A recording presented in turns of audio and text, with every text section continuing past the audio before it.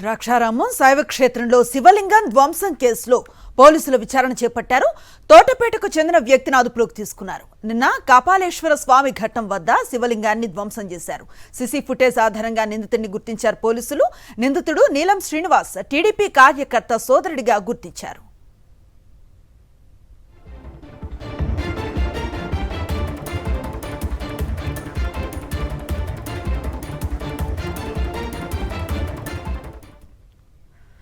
కాపాలేశ్వర స్వామి లింగం ఏదైతే ధ్వంసమైందో అక్కడి నుంచి మా కరెస్పాండెంట్ హరీష్ మనకు లైవ్ లో అందుబాటులో ఉన్నారు. వారిని అడిగి మరింత సమాచారం తెలుసుకునే ప్రయత్నం చేద్దాం. హరీష్, చూస్తూ ఉన్నాం సాధారణంగానే ఈ తరహా దాడులు ఈ మధ్య కాలంలో ఎక్కువైపోయాయి. హిందుత్వం అని చెప్తూ ఉంటారు కానీ దాన్ని పాటించే పరిస్థితి కనిపించట్లేదు. విమర్శలు చేస్తున్న వాళ్లే ఈ తరహా ఘటనలకు పాల్పడడం అనేది తరచూ జరుగుతూ ఉన్న విషయం. ఎట్లా చూస్తున్నారు స్థానికంగా? డీటెయిల్స్ ఏంటి? అనుశ్రీ, ఇప్పుడు ఏదైతే సంఘటన జరిగిందో ఆ క్షేత్రం అత్యంత విశిష్టమైనది. పంచారామ క్షేత్రాల్లో ఒకటి, అదేవిధంగా 18 అష్టాదశ శక్తిపీఠాల్లో కూడా ఒకటి, త్రిలింగ క్షేత్రాల్లో కూడా ఒకటి కింద గుర్తింపు పొందింది. దక్షిణ కాశీగా పేరొందిన ద్రాక్షారామం ఈ ఘటన జరిగింది. ఇప్పుడు మనం చూస్తున్నాం శివలింగం దగ్గరే ఉన్నాము.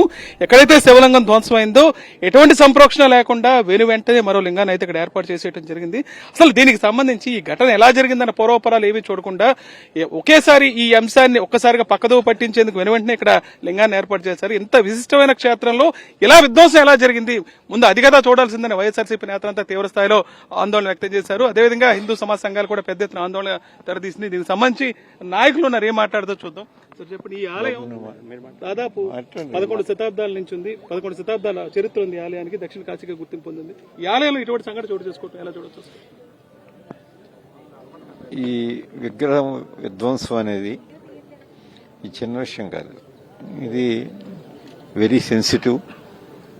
చాలా అంటే మతస్థుల్ని కానీ రెచ్చగొట్టే కులాల మధ్య కానీ చిచ్చురేగితే దాన్ని ఆర్పడం అనేది అంత సులువు కాదు. దీన్ని అటువంటి విధ్వంసం సృష్టించాలన్నా ఇది చేత ఏంటి అదే పోలీసు ముందు ముఖ్యంగా దాని మీద పరిశోధన చేసి వెంటనే చెప్పాల్సిన అవసరం ఉంది. ఒకటి. రెండు, దేవాలయ అధికారులు కూడా వాళ్ళందరికీ తెలుసు ద్రాక్షారామం అనేదే చాలా ప్రశస్తమైనటువంటి పుణ్యక్షేత్రం. ఇక్కడ ఈ క్షేత్రంలో మనం సెంటిమెంట్స్ తోటి కూడినటువంటి విషయాలు ఏమైనా సంభవించినప్పుడు చాలా జాగ్రత్తగా దాన్ని పరిశీలించవలసిన అవసరం ఒకటి ఉంది. విగ్రహ ప్రతిష్ఠ మళ్ళా తిరిగి ఏదో ప్రతిష్ఠ చేశారు. దాన్ని చేసినప్పుడు కానీ అన్ని రకాల పరిపక్వమైనటువంటి పూజలు చేయవలసిన అవసరం కూడా ఉంది ఇక్కడ. లేకపోతే ప్రజలు విశ్వాసం పొందడం కష్టం అవుతుంది. మనం దాంట్లో ఏ తప్పు చేసినా ప్రజా విశ్వాసం కోల్పోతారు. అటువంటివి జరగకుండా దాని నుంచే ఎవరు నాయకులు మేము ఎవరు ఊళ్ళో లేము.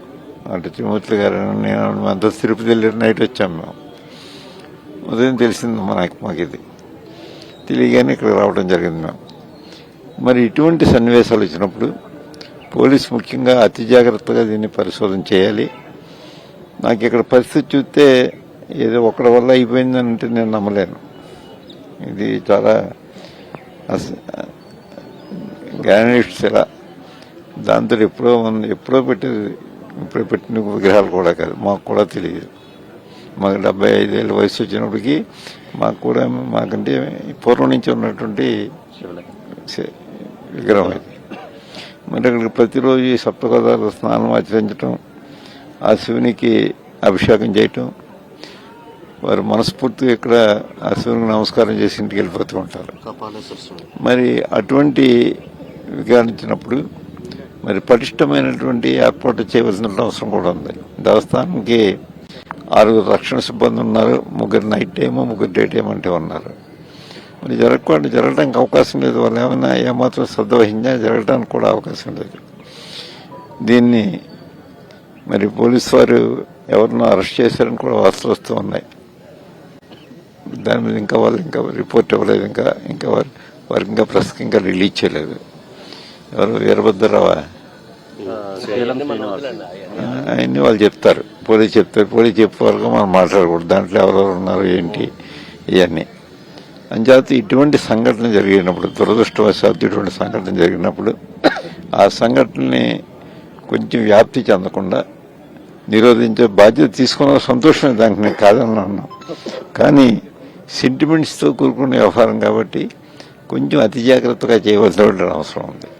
సార్ మీరు చెప్పండి, ఇప్పుడు జరిగిన సంఘటన పరిశీలిస్తే ఏ రకంగా ఉంది, ఎలా చూడండి? దక్షిణ కాశీగా ఎంతో ప్రసిద్ధిగాంచినటువంటి ద్రాక్షారామం మరి క్షేత్రంలో శివలింగాన్ని మరి బద్దలు కొట్టినటువంటి పరిస్థితి ఇవాళ హైందవుల యొక్క హృదయాల్ని కలిచివేసిన దృశ్యం. ముఖ్యంగా సుమారు 11వ శతాబ్దం నాటి దేవస్థానం ఇది. మరి ఎంతో భారీ మరి ఇన్కమ్ గానీ ఇవన్నీ కూడా కోట్లలో ఆదాయం వచ్చేటువంటి దేవస్థానం అయ్యుండి, ప్రభుత్వం ఆధీనంలో ఉన్నటువంటిది అయ్యుండి, మరి ఇక్కడ ఈ రకంగా మరి శివలింగాన్ని ఈ రకంగా బదలగొట్టడం అనేటువంటిది ఎంతవరకు సమంజసమే అడుగుతున్నాం. ముఖ్యంగా దీనికి పూర్తి బాధ్యత ఈ కూటమి ప్రభుత్వం వహించాలని కూడా మేము తెలియజేస్తున్నాం. ఎందుకంటే 18-20 నెలలే మేము అయింది వచ్చి మేమేమి అభివృద్ధి చేయలేమని చెప్తున్నటువంటి కూటమి ప్రభుత్వం ఇవాళ వీరికి రెడ్ బుక్ మీద ఉన్నటువంటి జాగ్రత్త, ఇవాళ రెడ్ బుక్ మీద ఉన్నటువంటి బాధ్యత ఇవాళ ఈ యొక్క హిందూ దేవస్థానంలో లేదని చెప్పి సందర్భంగా మేము తెలియజేస్తున్నాం. ఎందుకంటే ఇంత సెక్యూరిటీ ఉన్నటువంటి ప్రాంతంలో ఇన్ని కోట్ల ఆదాయం ఉన్నటువంటి దేవస్థానంలో మరి ఏ రకంగా ఇక్కడ ఉన్నటువంటి లోకల్ ఉద్యోగస్తుల కంటే బయట వారి పెత్తనాలు ఎక్కువైపోయినటువంటిది కూడా చాలా మంది చెప్తున్నారు. మొన్న కోనసీమ తిరుపతిగా బాసిల్లుతున్నటువంటి వాడపల్లి కూడా అక్కడ డిబ్బీలో డబ్బు దోచేసే కార్యక్రమం చేశాడు ఒక ఆయన వచ్చి. ఆయన కూడా ఎక్కడి నుంచి వచ్చాడంటే ఇదే ద్రాక్షారామం నుంచి మరి కొంతమంది రికమెండేషన్ చేసి మరి అక్కడ వేసి డబ్బులు దొబ్బిచ్చేసే కార్యక్రమాన్ని అక్కడ చేశారు. అలాగే వచ్చినటువంటి అనతి కాలంలోనే ఈ 18 నెలల టైంలోనే మరి తిరుమల తిరుపతి దేవస్థానంలో 6గురిని చంపేశారు ఈ కూటమి ప్రభుత్వం. మరి ఎక్కడ మీ సనాతనవాదం అని అడుగుతున్నాను. సనాతనవాది ఏమైపోయాడు, ఎక్కడున్నాడు, ఏ మెట్లు అడుగుతున్నాడు? మరి ఇక్కడ శివలింగాన్ని బదలగొట్టేస్తుంటే మీరు ఏం చేస్తున్నారు? ఈ ప్రభుత్వం చేతిలో ఉండి మీరు ఏ రకమైన బాధ్యత వహించారో ఇప్పటివరకు చెప్పలా. అలాగని మరి ఏదైతే తిరుపతి అయిపోయిన తర్వాత మళ్ళీ ఇంద్రకీలాద్రి మనందరం కొలుచుకునేటువంటి కనకదుర్గమ్మ తల్లి ఈ రోజు మొత్తం ఆంధ్ర రాష్ట్రం యొక్క సెంటిమెంట్. అట్లాంటి దేవతని 3 రోజులు కరెంటు బిల్లు కట్టలేదని చెప్పి 3 రోజులు కరెంటు బిల్లు కట్టకపోవడం కాదు, చిన్న పొరపాటు జరిగితే దాన్ని కూడా ఈ కూటమి ప్రభుత్వం పట్టించుకోకుండా వదిలిపెట్టేసి 3 రోజులు కనకదుర్గమ్మ తల్లిని మరి చీకట్లో మగ్గించడం కోసం మీరు నెగ్గారని అడుగుతున్నాం మేము. మరి అలాగే దాంతోనే సరిపెట్టకుండా మరి మిగిలిన విషయాలకు వస్తే ఏదైతే కృష్ణా పుష్కరాల్లో మరి చంద్రబాబు నాయుడు గారు సుమారు 30-40 దేవస్థానాలు నిర్దాక్షిణ్యంగా కొట్టించేసే కార్యక్రమం ఇదే నారా చంద్రబాబు నాయుడు గారు చేశారు. మరి వాటితోనే సరిపెట్టకపోతే ఇంకా ఇప్పటికి ఇవాళ హైందవుల మీద జరుగుతున్న దాడులు గాని, అలాగే మీ ఇతర కులాల మీద ఇతర మతాల మీద జరుగుతున్న దాడులు గాని రోజు రోజుకి పెచ్చిమీరిపోతున్నాయి. మేము అడుగుతున్నాం, ఇవాళ రెడ్ బుక్ మీద ఉన్నటువంటి శ్రద్ధ హిందూ దేవస్థానం మీద లేకపోవడానికి కారణం ఏంటి? అలాగని ఇక్కడ ఒక అపచారం జరిగింది. అపచారం జరిగినప్పుడు మరి ఏదైతే ఒక తప్పు చేసి మళ్ళీ దాన్ని కవర్ చేసుకోవడానికి ఇంకో తప్పు అన్నట్టు రాత్రికి రాత్రి పట్టుకొచ్చి మళ్ళీ ఏదో విగ్రహాన్ని పెట్టేశారు. మరి వాస్తవంగా సంప్రోక్షణ చేసి పండితులతో మాట్లాడి అది ఏం చేయాలి, ఒకేలా ఎవరిని ఆకతాయి చేశాడా, ఎవరు చేశాడో, వాంటెడ్ గా చేశారో మరి చెప్పాలనే బాధ్యత కూడా ఈ కూటమి ప్రభుత్వానికి ఉందని ఈ సందర్భంగా మేము మరి డిమాండ్ చేస్తున్నాం. ఇప్పటికైనా ఎంతటి వారైనా వారిని శిక్షించే కార్యక్రమం చేయాలి. హైందవుల యొక్క మనోభావాలు దెబ్బతినే విధంగా ఈ కూటమి ప్రభుత్వం వ్యవహరిస్తుంది. దీని పూర్తి బాధ్యత ఈ ప్రభుత్వం తీసుకోవాలని మేము డిమాండ్ చేస్తున్నాం. అంటే ఒక విషయం, ఇక్కడ ద్రాక్షారామంలో ఉన్నటువంటి భీమేశ్వర స్వామి అనేటువంటి దక్షిణ కాశీగా బాసిల్లుతుంది. ఈ దేశంలో ఉన్నటువంటి హిందువుల యొక్క మనోభావాలను కాపాడవలసినటువంటి బాధ్యతలు ఈ ప్రభుత్వానికి ఉన్నప్పటికీ కూడా ఎవడో ఒక దుండగుడో ఒకళ్ళో ఇద్దరో ఎంతమంది వచ్చి ఇక్కడ శివలింగాన్ని ధ్వంసం చేసినప్పుడు ఇది ఇంత ప్రాధాన్యత కలిగినటువంటి ఈ ప్రాంతంలో ఈ శివలింగాన్ని ధ్వంసం చేస్తే ఆ దుండగుడు ఎవడో తెలియకుండా ఇన్వెస్టిగేషన్ చేయడానికి ఇక్కడికి వచ్చి వస్తున్నాం మనం. ఆ తీసేసినటువంటి శిథిలాలు ఎక్కడా కనపట్టలేదు. ఇక్కడ రాత్రికి రాత్రే మాయం చేశారు. అడుగుతుంటే ఆర్కియాలజికల్ డిపార్ట్మెంట్ వాళ్ళు జాగ్రత్త పెట్టారన్నారు. ఆర్కియాలజికల్ డిపార్ట్మెంట్ వాళ్ళు జాగ్రత్త పెట్టవలసినటువంటిది కాదు, ఇది ఇన్వెస్టిగేషన్ డిపార్ట్మెంట్, పోలీస్ డిపార్ట్మెంట్ దీన్ని ఏం చేశారు, ఎందుకు ఈ రకంగా చేయవలసినటువంటి అవసరం వచ్చింది అంటే ప్రజల దృష్టి తెలియకుండా అర్జెంట్ గా వెంటనే దీన్ని ప్రజల్ని ఏమార్చాలనేటువంటి ఉద్దేశంలో మీ తప్పుల్ని ప్రజలకు దృష్టి పడకుండా ఉండటం కోసం చేసినటువంటి కార్యక్రమాలు ఈ కూటమి ప్రభుత్వంలో. ఇటువంటి ఇప్పుడు జగ్గిరెడ్డి గారు చెప్పారు, అనేక చోట్ల జరిగినాయి.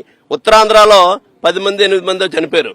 నేను కాకమన్నా సింహాచలం దేవస్థానంలో చనిపోయారు, శ్రీకాకుళం జిల్లాలో చనిపోయారు, పుష్కరాలు. ఇవన్నీ అంటే ఒక్కటే అనుకోనటువంటి పరిస్థితుల్లో గత ప్రభుత్వంలో జగన్ గారి ప్రభుత్వంలో అంతర్వేదిలో ఒక రథం ఏదో ఎవడో దుండగుడు చేస్తే అంటే దేశం అంతా దీనిలో పెద్ద ప్రచారం చేసుకున్నటువంటి పరిస్థితులు మనం చూసాం. ఈవేళ ఇన్ని దుర్మార్గాలు జరుగుతున్నాయి, ఎవరు కలపనివ్వకుండా చేసేటువంటి ప్రయత్నం మీరు చేస్తున్నారంటే ఇది దుర్మార్గమైనటువంటి ఆలోచన. మీ యొక్క హిందువుల యొక్క మనోభావాలను కాపాడేటువంటి బాధ్యత అని చెప్పేసి సనాతన ధర్మం అని మీకు రకరకాలుగా మీటింగులు పెట్టి రకరకాల ప్రచారాలు చేసుకుంటున్నారు. ఇది ప్రచారాల కోసమే కానీ మీరు మీ వాస్తవ రూపాలు ఏంటనేటువంటిది ఇటువంటి జరిగినప్పుడు మాత్రమే తెలుస్తుంది.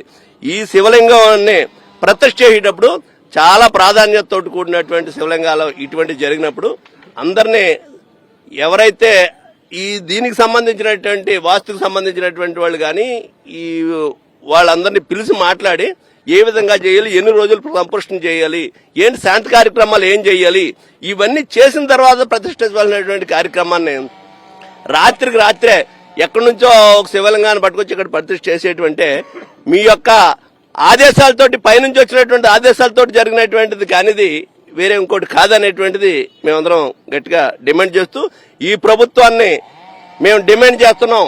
ఇటువంటి కార్యక్రమాలకు మీరు బాధ్యత తీసుకోవాల్సినటువంటి బాధ్యత మీ మీద ఉందనేటువంటిది వైఎస్ఆర్ పార్టీ తరఫున డిమాండ్ చేస్తున్నాం.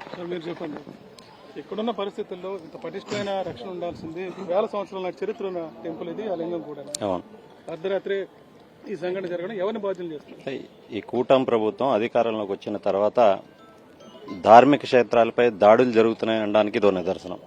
18 నెలల కాలంలో అనేకం జరిగినాయి. ఇప్పుడే జగిరెడ్డి గారు కానీ, త్రిమూర్తులు గారు కానీ, బోస్ గారు కానీ చెప్పారు.